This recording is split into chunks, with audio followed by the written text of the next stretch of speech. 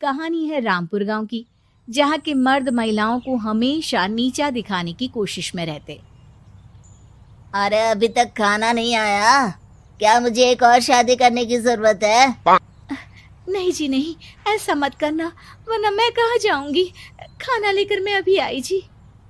गांव की पंचायत में भी फैसले हमेशा औरतों के खिलाफ ही रहते।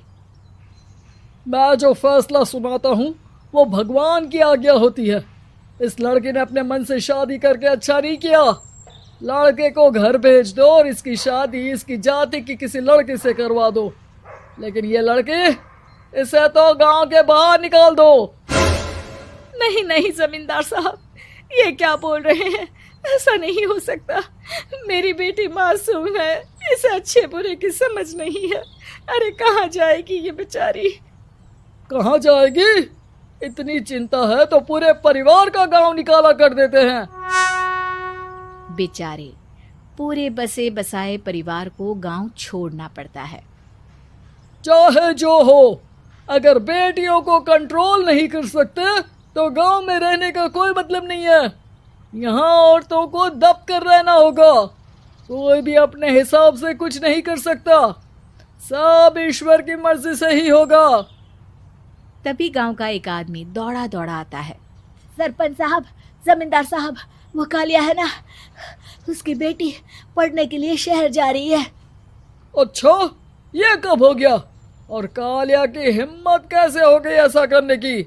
लेकर आओ उसे और उसकी बेटी को। बस फिर क्या था, हाजिर हो जाते हैं कालिया और उसकी बेटी सरपंच के सामने।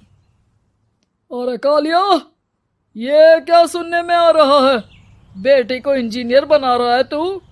और ये बता, गांव में तो स्कूल नहीं है, फिर कहाँ से इतनी क्लास पास कर गई तेरी बेटी? राधा, जो कि कालिया की बेटी है, उसे लगता है कि सरपंच उसकी तारीफ कर रहे हैं।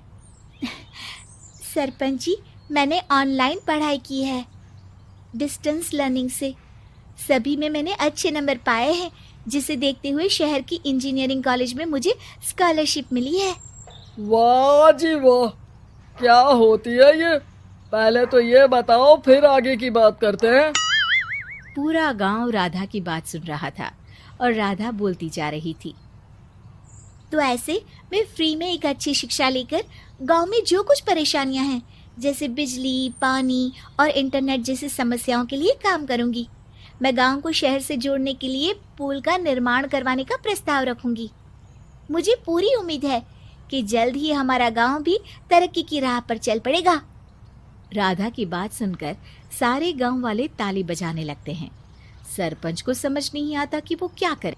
चुप रह नादान लड़की, गांव के खिलाफ जाने के लिए तुझे गांव से बेदखल कर दिया जाएगा, वो भी पूरे परिवार के साथ। और हाँ, अगर ठीक से गांव में रहना चाहती है तो ये पढ़ाई लिखाई छोड़ दे। हम तेरे लिए गांव का कोई होनहार लड़का देखेंगे। तभी गांव का एक आदमी बोल पड़ता है। अरे नहीं नहीं सरपंच जी, राधा बिटिया जो बता रही है, अगर वैसा हो जाए तो हम लोगों को पैसा कमाने के लिए बाहर नहीं जाना पड़ेगा। हाँ जी, और ना ही कोसों दूर पानी के लिए भटकना पड़ेगा। हमारे बच्चे भी अच्छी पढ़ाई कर सकेंगे और आगे बढ़ेंगे, ना कि हमारी तरह खेती करते बैठेंगे। क्यों गांव वालों, राधा बिटिया का साथ देना चाहिए ना। सरपंच देखता है कि गांव राधा के साथ है तो वो चुप हो जाता है। वो घर आकर अपने सलाहकार से बात करता है, जो बहुत ही चालाक किस्म का इंसान होता है। अरे सरपंच साहब, आपको बहुत ही होशियारी से काम लेना पड़ेगा। एक बार गांव तरक्की कर गया, यहाँ के बालक पढ़ लिए तो कोई ना पूछेगा आपको। और फिर ये जो बेटा और बेटी है ना आपके, इनको भी आम लोगों की तरह ही जीवन जीना होगा। हाँ, लेकिन करे तो क्या करे? वो ना आप मुझ पर छोड़ दीजिए, बस मैं जैसा बोलूं करते जाइए। अगले रोज सुबह जब गांव वाले सोकर उठते हैं तो राधा के घर के बाहर और साथ ही वो लोग जिन्होंने राधा का सपोर्ट किया था, उनके घर के आगे लाल रंग से कल आऊंगी लिखा होता है। कल आऊंगी, यह क्या होता है? अरे यह तो खून से लिखा है, लगता है कोई भूत प्रेत या चुड़ैल का साया है। चलो सरपंच जी के पास चलते हैं। सभी सरपंच के पास जाकर उसे सारी बात बताते हैं। अरे ये तो बड़ी मुश्किल की बात है। चलो मैं एक बाबा को जानता हूँ, उन्हें बुला लेता हूँ। सरपंच बाबा को लेकर गांव के घर के बाहर जाता है। ओहो, तो ये वो चुड़ैल है जो उन लोगों को निशाना बनाते हैं जो गांव को बदलने का सपना देखते हैं। वो गांव को ऐसे ही संपन्न देखना चाहती है, वो नहीं चाहती कि कोई बाहरी यहाँ का कायाकल्प करे। क्या तुम लोगों में से किसी ने गांव को बदलने की सोच रखी है? तभी राधा की माँ रोते रोते आती है। मेरी राधा घर से गायब हो गई है। अरे कोई तो बचाओ, मेरी बच्ची कहाँ गई?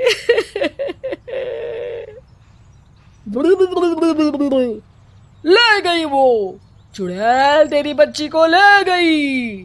अब वो उसे श्रापित करके छोड़ेगी, उस पर चुड़ैल का साया हो जाएगा। तभी बुरी सी हालत में राधा भी वहां आ जाती है। उसके बाल चुड़ैल की तरह फैले होते हैं और कपड़ों में खून लगा होता है। सभी राधा को देखकर डर जाते हैं। माँ, पता नहीं मुझे कौन उठा कर ले गया था। अरे दूर दूर हो जा चुड़ैल, अब हम लोग इस गांव में नहीं रुकेंगे। अरे कैसे बातें कर रहे हैं आप? कल तो आप मेरे भरोसे गांव का हुलिया बदलने, अपने बच्चों को पढ़ाने और तरक्की उन्नति की बात कर रहे थे, तो आज क्या हो गया आपको? ये फिर तुम लोगों को बहकाएगी। ये चुड़ैल गांव में आ चुकी है, ऐसे ही ये तुम्हारे घर के बच्चों को भी ले जाएगी। गांव वाले राधा को गांव से बाहर निकाल देते हैं। उसके माँ बाप रोते रहते हैं, लेकिन गांव वाले नहीं मानते। मैं भी अपनी बहन के साथ गांव के बाहर रहूंगा, लेकिन वो पढ़ाई नहीं छोड़ेगी। वहीं सरपंच के घर पर सलाहकार कहता है।